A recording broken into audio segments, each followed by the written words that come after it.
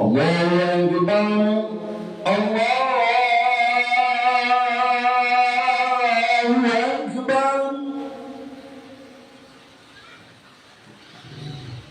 الله أكبر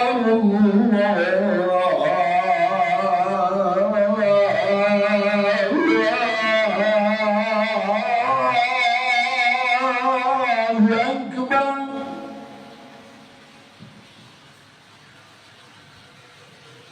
Inilah kisah Sunan Kalijaga yang dilarang pergi haji.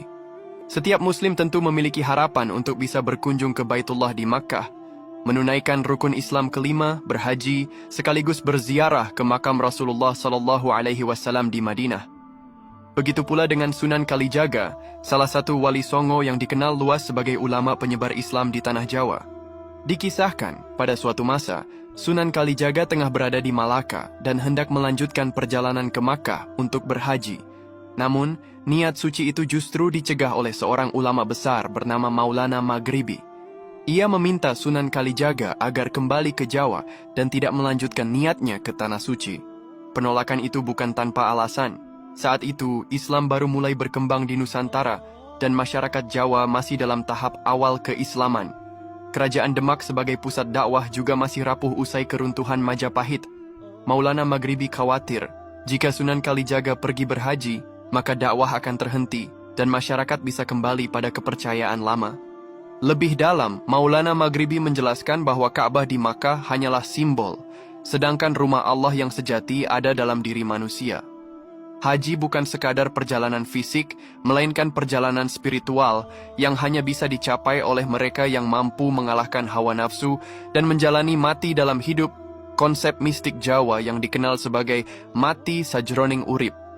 Versi lain menyebut bahwa bukan Maulana Maghribi, melainkan Nabi Khidir alaihi salam yang mencegah Sunan Kalijaga berhaji.